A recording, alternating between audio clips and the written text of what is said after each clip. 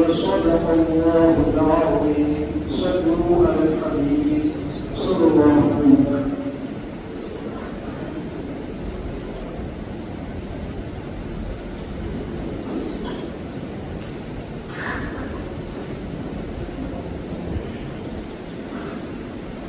الحمد لله رب العالمين والصلاة والسلام على سيد المرسلين.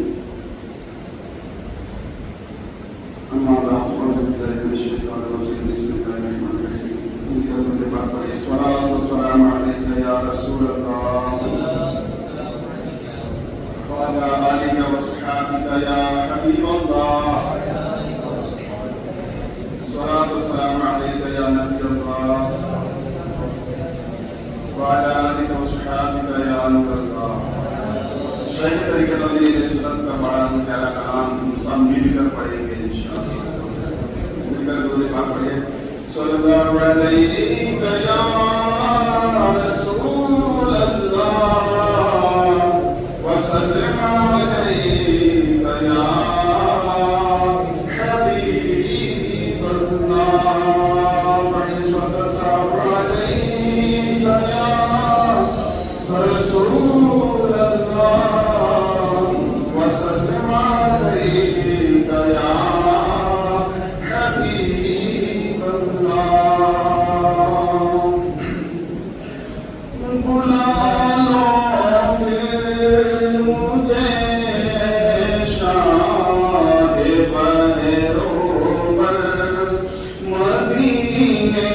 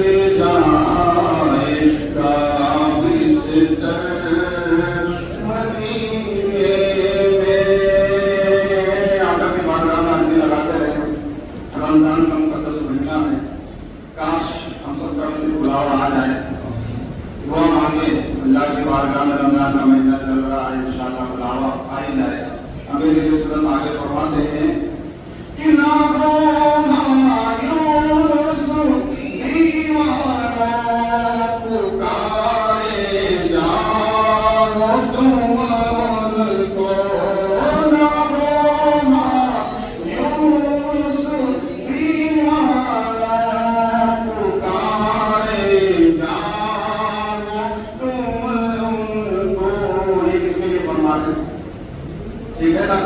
تعداد جو جا چکی ہے اور ایک تعداد ایسی ہے جو جا رہی ہے اور ایک تعداد ایسی ہے دل میں تمنا ہے, حسرت ہے کہ کاش میں بھی چلا جاؤں, لیکن جو ہے اسباب نہیں بن رہے جانے, مال و دولت نہیں ہو پا رہا ہے پیسہ لانے کے لیے, تو وہ دل میں طلب رکھتا ہے کہ کب بلاوا آئے گا, کب اسباب بنے گا اور کب میں مدینے جاؤں گا. اور میرے لیے سنت فرماتے ہیں مایوس مت ہو, انشاءاللہ بلاوا ایک دن آ ہی جائے گا. اب میرے لیے سنت فرماتے ہیں کہ نہ ہو مایوس دیوانوں پکارے جاؤ تمہیں ان کو بلائیں گے, تمہیں بھی ایک دن سرور مدینے میں بلائیں گے,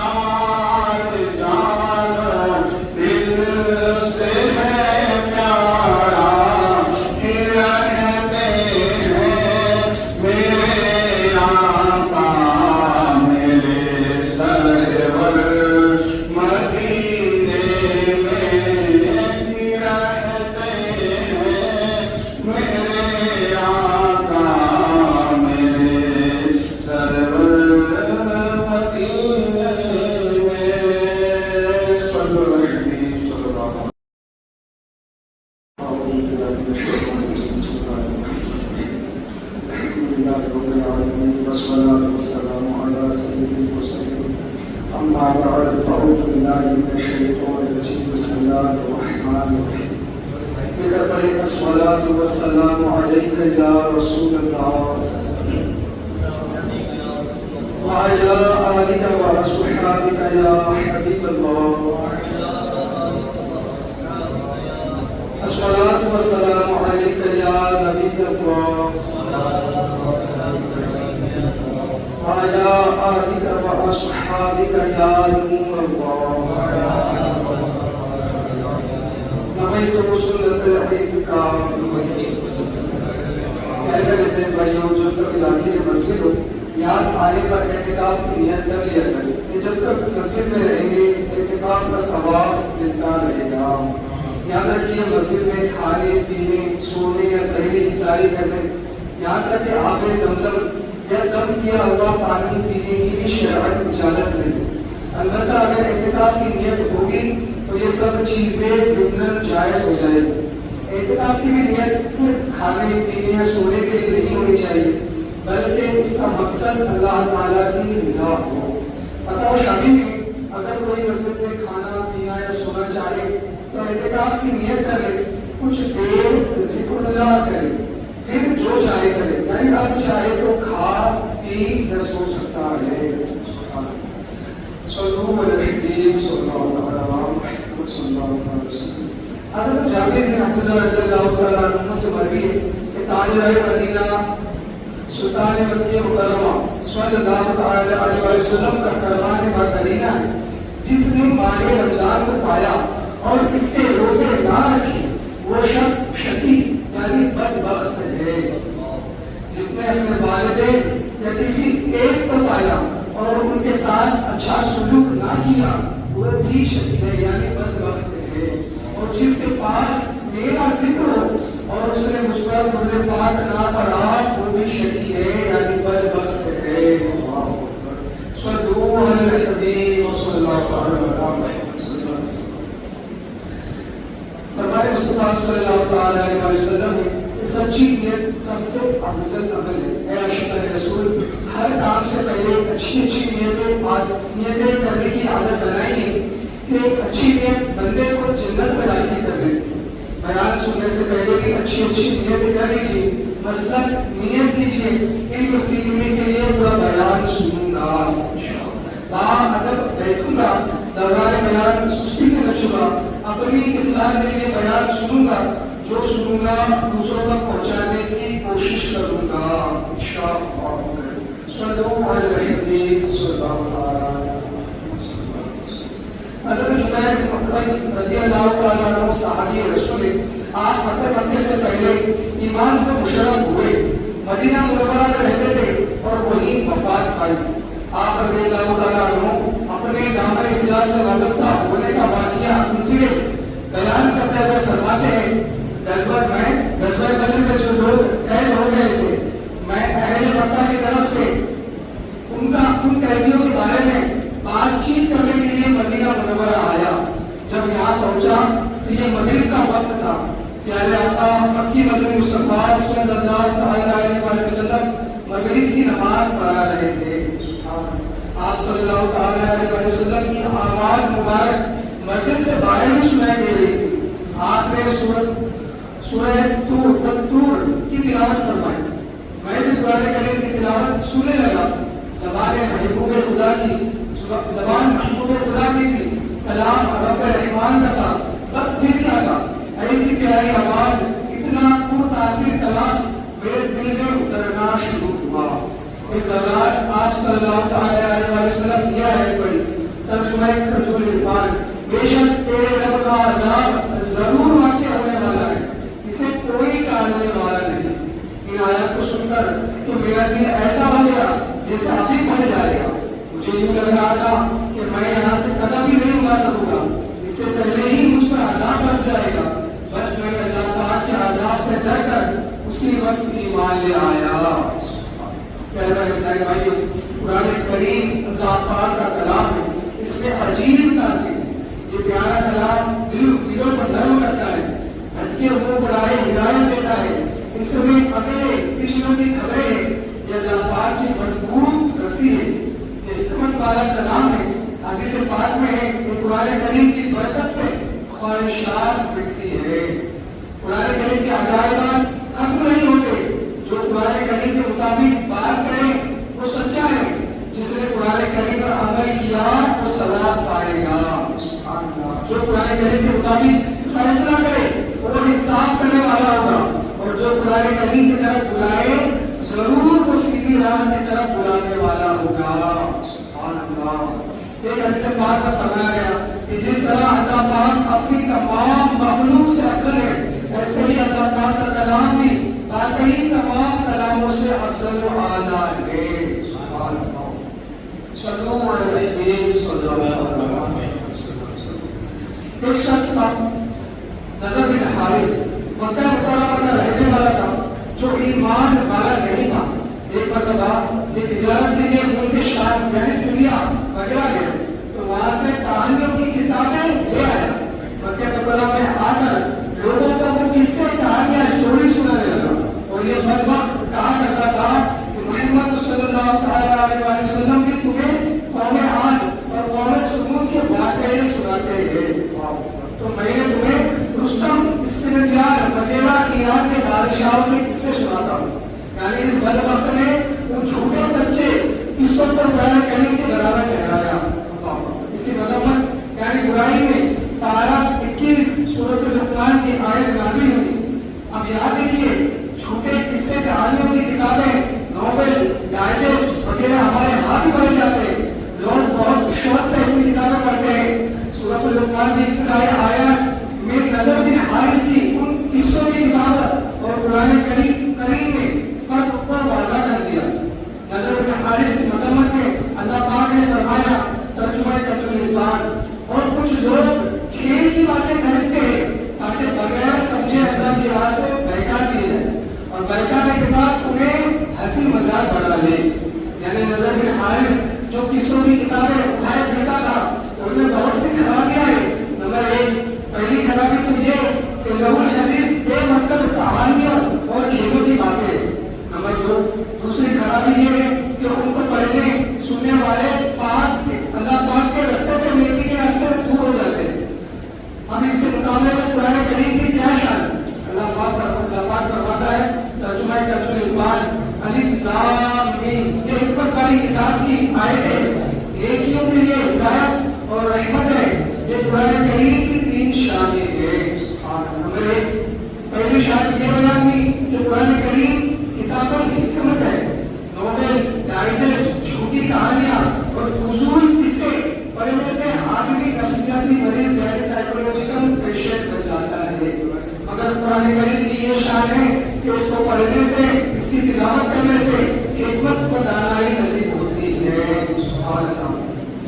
حضرت زید بن اسلم رضی اللہ تعالیٰ عنہ سے روایت ہے ایک مرتبہ ایک شخص آلیہ رسالت میں حاضر ہوا کہ آلیہ آقا سید الانبیاء صلی اللہ علیہ وسلم نے ایک صحابی رضی اللہ تعالیٰ عنہ کو فرمایا اسے اس نئے آنے والے شخص کو قرآن کریم سکھاؤ. اس صحابی رضی اللہ تعالیٰ عنہ نے اس شخص کو سورۃ الزلزال سکھانا شروع کی. جب انہوں نے سورۃ الزلزال کی 7ویں آیت سکھائی تو اس شخص نے کہا بس مجھے کافی. اس صحابی رضی اللہ تعالیٰ عنہ نے بارگاہ رسالت میں عرض کیا یا رسول اللہ صلی اللہ علیہ وسلم, اس نے ابھی 7 آیت نہیں سیکھی اور کہتا ہے مجھے کافی ہے. اپنی نبی مصطفیٰ صلی اللہ علیہ وسلم نے فرمایا اسے چھوڑ دو, اسے فقط یعنی دین کی سمجھ مل گئی ہے. سبحان اللہ. سبحان اللہ. یہ قرآن کریم کی شان. پہلے سورۃ لقمان کی آیت میں قرآن کریم کی 2 دوسری خصوصیات یہ بیان ہوئی کہ قرآن کریم کتاب رحمت ہے. ناول, ڈائجسٹ وغیرہ بے فائدہ بلکہ گناہوں بھری کتابیں پڑھنے سے نیکیاں نہیں ملتی, آدمی پر رحمت نہیں اترتی. مگر قرآن کریم عظیم کتاب ہے جس کے ایک حرف پر 10 نیکیاں ملتی ہے. جب اللہ قرآن کریم پڑھتا ہے تو اللہ پاک کی رحمتیں چھما چھم برستی ہیں. اور اس پاکیزہ کلام کی تیسری خصوصیات یہ بیان ہوئی کہ قرآن کریم کتاب ہدایت ہے. یہ تجربے کی بات ہے. جو بندہ ناول, ڈائجسٹ اور جھوٹی کہانیاں پڑھنے کا عادی ہو وہ نفسیاتی مریض ہو جاتا ہے. وہ خیال دنیا میں رہنے لگتا ہے. معاشرہ سوسائٹی میں اپنا مثبت کردار ادا نہیں کر پاتا. اس کی طبیعت میں چڑچڑاپن آ جاتا ہے اور اس کے مقابلے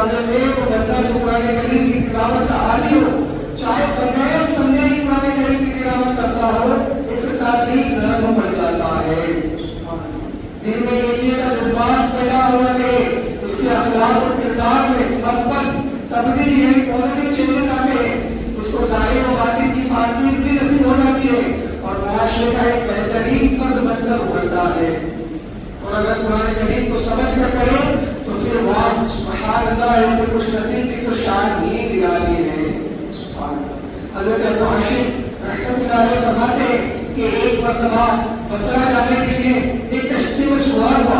اس کشتی میں ایک مرد تھا اور اس کے ساتھ ایک کنیز تھی. جب ہم کچھ آگے بڑھے تو اس مرد نے کنیز سے کہا شراب لے آؤ. وہ شراب لائی، مرد پینے لگا اور کنیز گانا گانے لگی. پھر اس شخص نے میری طرف دیکھا اور کہا کیا تمہارے پاس اس گانے جیسا کچھ ہے؟ میں نے کہا ہاں میرے پاس وہ ہے جو اس سے کہیں زیادہ بہتر اور بھلا ہے. اس نے کہا سنا. میں نے یہ آیت تلاوت کی. ترجمہ کنز العرفان. جب سورج کو لپیٹ دیا جائے گا اور جب تارے چھڑ پڑیں گے اور جب پہاڑ جلائے جائیں گے تو ان آیات کو سن کر وہ شخص رونے لگا. جب میں اللہ پاک کے اس فرمان پر پہنچا ترجمہ کنز العرفان اور جب نامۂ اعمال کھولے جائیں گے تو وہ کہنے لگا اے کنیز میں تجھے اللہ پاک کی رضا کے لیے آزاد کرتا ہوں، اس شراب کو بہا دو. پھر اس نے مجھے قریب بلایا اور کہنے لگا میرے بھائی تم کیا کہتے ہو، کیا اللہ پاک میری توبہ قبول فرمائے گا؟ میں نے جواب میں یہ آیت پڑھی ترجمہ کنز العرفان. بے شک اللہ بہت توبہ کرنے والوں سے محبت فرماتا ہے اور خوب صاف ستھرے رہنے والوں کو پسند فرماتا ہے. یہ سن کر اس نے توبہ کر لی. سبحان اللہ. یہ کہہ کر قرآن کریم کی تاثیر یہ پاکیزہ کتاب ہدایت ہے. جو خوش نصیب اسے پڑھے، اسے سچے دل سے سمجھنے کی کوشش کرے، اس کے لیے ہدایت کے دروازے کھل جاتے ہیں. سبحان اللہ. صلو علی الحبیب صلی اللہ علیہ محمد صلی اللہ علیہ وسلم. غرض یہ ہے کہ اللہ پاک کا کلام ہے، اس کے صرف ایک تاثیر نہیں، کئی تاثیر، کئی طرح کی تاثیریں ہیں. قرآن کریم کے بہت سارے نام ہیں اور یہ نام بھی اس کے مختلف تاثیروں کے لحاظ سے. مثلا قرآن کریم کا ایک نام حکمت ہے، یعنی وہ کتاب ہے جس کو پڑھنے سے حکمت کو دانائی ملتی ہے. قرآن کریم کا ایک نام صراط مستقیم ہے، یعنی یہ وہ کتاب ہے جو بھولے بھٹکوں کو سیدھے راستے کا مسافر بناتا ہے. قرآن کریم کا ایک نام نور ہے، یعنی یہ وہ عظیم کتاب ہے جو نور بانٹتی اور دلوں کو روشن کر دیتی ہے. ایک صحابی رسول ہے حضرت ثابت بن قیس رضی اللہ تعالیٰ عنہ، رات کے وقت ان کا گھر ایسے چمکتا تھا جیسے چراغ روشن ہو. ظاہر ہے اس دور میں لائٹ اور بجلی کا انتظام تو نہیں تھا، رات کے وقت اندھیرا ہوتا تھا، لیکن حضرت ثابت بن قیس رضی اللہ تعالیٰ عنہ کا گھر مبارک رات کو جگمگا رہا ہوتا تھا. لوگوں نے آقا کریم صلی اللہ تعالیٰ علیہ وسلم کی خدمت میں اس بات کا تذکرہ کیا تو آپ صلی اللہ علیہ وسلم نے فرمایا ثابت بن قیس ضرور رات کو سورہ بقرہ کی تلاوت کرتے ہوں گے. سبحان اللہ. حضرت ثابت بن قیس رضی اللہ تعالیٰ عنہ سے اس بارے میں پوچھا گیا تو انہوں نے بتایا ہاں واقعی میں رات کو سورہ بقرہ کی تلاوت کرتا ہوں. سبحان اللہ. سبحان اللہ. پتہ چلا قرآن کریم نور ہے، اسے پڑھنے سے، اس کی تلاوت کرنے سے دل میں روشن ہوتے ہیں اور اللہ پاک چاہے تو ظاہر میں بھی نور نصیب ہو جاتا ہے.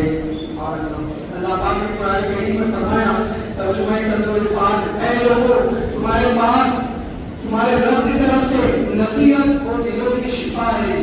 مشہور مفسر قرآن حکیم الامت مفتی احمد یارغا نحوی رحمۃ اللہ علیہ اس آیت کے تحت فرماتے ہیں قرآن کریم رب کی طرف سے بندوں کی روحانی پرورش کا ذریعہ ہے. دل کی ساری بیماریاں جیسے جہالت، شک، شرک، نفاق اور برے عقیدے، برے اخلاق، حسد، کینہ، ہوس، دنیا کے حرص، عداوت وغیرہ قرآن کریم ان سب کی اصلاح کرنے والا ہے. سبحان اللہ. اے عاشقان رسول، قرآن کریم جس طرح روحانی راستے میں شفا ہے، ایسے ہی ظاہری بیماریوں کے لیے بھی بہترین علاج یعنی ٹریٹمنٹ ہے. اللہ پاک فرماتا ہے ترجمہ کنز العرفان، اور ہم قرآن میں وہ چیز اتارتے ہیں جو ایمان والوں کے لیے شفا اور رحمت ہے. حضرت عبداللہ بن عباس رضی اللہ تعالیٰ عنہ نے فرمایا قرآن حکیم ہر مرض سے نجات دینے والا ہے. سبحان اللہ. اللہ پاک کے آخر نبی رسول ہاشمی सल्लल्लाहु अलैहि वसल्लम ने फरमाया बेहतरीन दवा कुरान करीम है। अल्हम्दुलिल्लाह प्यारे आका मोहम्मद मुस्तफा सल्लल्लाहु अलैहि वसल्लम के भी मुआमलात में से तो सहाबा इकराम रज़ियल्लाहु अन्हुम बड़े-बड़े औलिया इकराम रहमतुल्लाह अलैहि तकरीबन 14.5 सदियों से उम्मत के तजुर्बा शुदा कामों में से कि कुरान आयत पढ़कर दम किया जाए तो अल्लाह पाक शिफा अता फरमाता है। मुसलमानों के अम्मी जान हज़रत आयशा सिद्दीक़ा रज़ियल्लाहु तआला अन्हा फरमाती है रसूल अकरम नूर मुजस्सम सल्लल्लाहु अलैहि वसल्लम के अहले खाना में से जब कोई बीमार होता तो आप सल्लल्लाहु अलैहि वसल्लम औज़ान यानी सूरतुल फलक और सूरतुल नास पढ़कर उस पर दम करते थे। सुभान अल्लाह।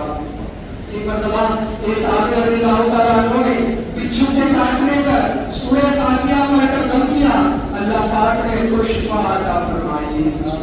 एक साहबी रज़ियल्लाहु तआला अन्हु के कबीले में एक पागल शख्स था जिसको लोग जंजीरों से बांध कर रखते थे। साहबी रसूल रज़ियल्लाहु तआला अन्हु ने 3 दिन सुबह और शाम 3 मरतबा सूरह फातिहा पढ़कर दम किया, अल्लाह पाक ने उस पागल कल्ब से शिफा अता फरमाई। सुभान अल्लाह। ऐसे रूम के बादशाह ने मुसलमानों के दूसरे खलीफा हजरत उमर फारूक आज़म रज़ियल्लाहु तआला अन्हु को खबर लिखा कि मुझे दायमी दर्द सर की शिकायत है, अगर आपके पास इसकी दवा हो तो भेज दीजिए। हजरत उमर रज़ियल्लाहु तआला अन्हु ने उसको एक टोपी भेज दी। ऐसे रूम उस टोपी कैप को पहनता तो उसका दर्द सर खत्म हो जाता और जब सर से उतारता तो दर्द सर फट लौट आता, फिर लौट आता। इससे बड़ा ताज्जुब हुआ। आखिरकार उसने उस टोपी को उधेड़ा तो उसमें एक कागज मिला जिस पर बिस्मिल्लाहिर्रहमानिर्रहीम लिखा था। इमाम शाफई रहमतुल्लाह अलैह से एक शख्स ने अपनी आंख की बीमारी की शिकायत कंप्लेंट की तो आपने उसे बिस्मिल्लाहिर्रहमानिर्रहीम के साथ सूरह काफ की आयत नंबर 22 लिखकर अता फरमाई, जिसकी बरकत से उसकी ये बीमारी दूर हो गई।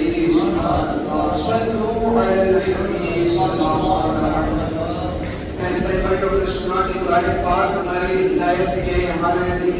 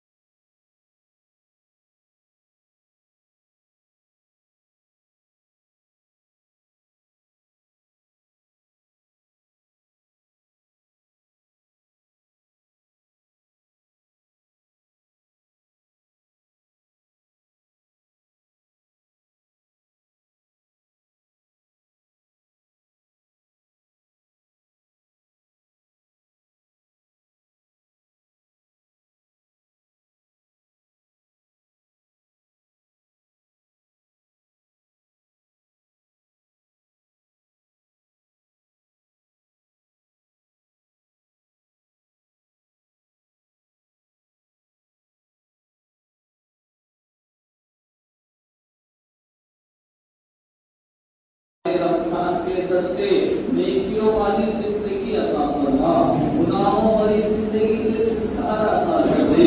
या अल्लाह, माहे रमजान में जो कुछ अमल कर सके है मौला इनको अपनी बारगाह में कबूल फरमा दे।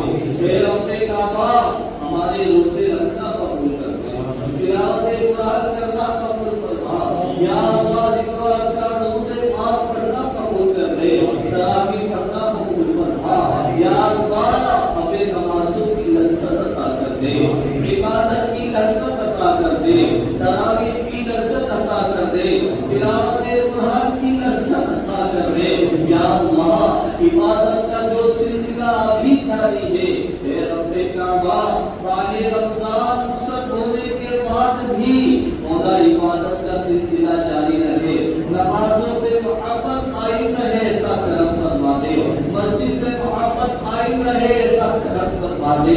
تلاوت قرآن کا ذوق و شوق ایسا کرم فرما دے یا اللہ ماہ رمضان کے صدقے بیماروں کو شفا عطا کر دے پریشان حالوں کی پریشانیاں دور کر دے یا اولادوں کو اولاد عطا کر دے یا اللہ ماہ رمضان کے صدقے ہم سب کو حج کی سعادت عطا فرما مدینہ شریف کی عبادت حاضری نصیب فرما یا اللہ دنیا بھر کے مسلمانوں کی خیر فرما یا اللہ عز و جل بڑا رحیم و کریم ہے تو دلوں کے حال بہتر جانتا ہے جتنے یہاں حاضر ہے مولا سب کی جائز تمنائیں حاجتیں پوری فرما دے یا اللہ ہم سب کا خاتمہ ہی معاف فرما جنت المقیم جنت الفردوس میں اعلی سے اعلی مقام عطا فرما کہتے